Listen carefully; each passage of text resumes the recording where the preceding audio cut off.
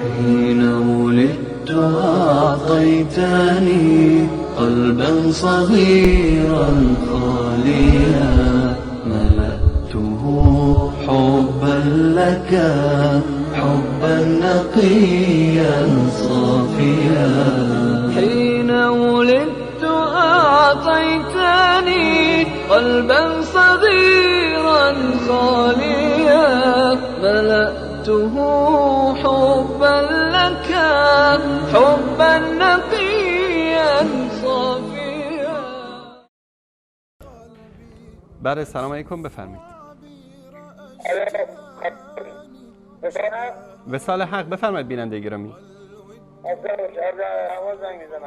از اهواز. خودتون رو معرفی کنید. علی آقا از اهواز. بفرمایید بیننده گرامی، شما منتظر کدام مهدی هستید؟ شما منتظر کدام مهدی هستید؟ بفرمایید. بله بفرمایید. خیلی ممنون آقای شما خوبه؟ سلامت باشید بیننده گرامی، بفرمایید. ممنون، متشکرم. شما را نکنه.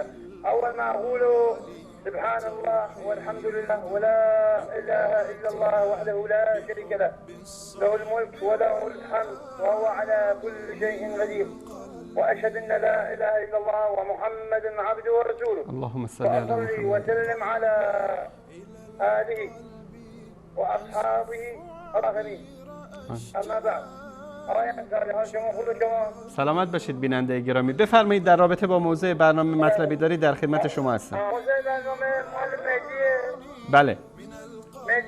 مهدی که در جمکرانه؟ بله. همین مهدیه که به اسمش فریب دادن قرنها شیعیان رو. آره تو جمکرانه.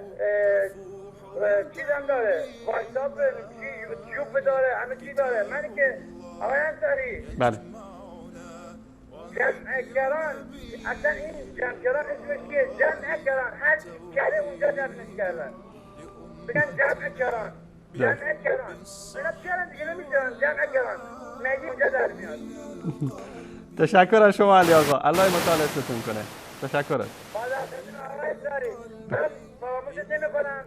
خدا رو شکر که یه دونه شما موافق امت اسلامی در اومده که واقعا داره زحمت میکشه. خدا رو هم شکر میکنیم. واقعا من باید افتخار میکنم یه شخصی به نام آقای انصاری که داره جشن رو متلاشی میکنه افتخار میکنم. سلامت باشید. تشکر علی آقا، الله مصالحتون کنه. تشکر از شما. خداوند برای همه کی، برای صحابه اهل بیت، همه خدا بگیر من خیلی خوشحال میشم هر موقع که شما دیدم از اول سکه یا حجت بی حجت اون برنامه رو تماشا میکنم واقعا خوشحال میشم. سلامت باشید علی آقا، الله مطالعتون کنه. شما رو گذاشتم بود از جمله ذکر شرک. سلامت باشید. تشکر. نظر لطف شماست برادر گرامی. سلامت باشید. خدا نگهدارتون. سلامت باشید. خدا نگهدارتون. حين ولدت أعطيتني قلبا صغيرا خاليا ملأته حبا لك حبا نقيا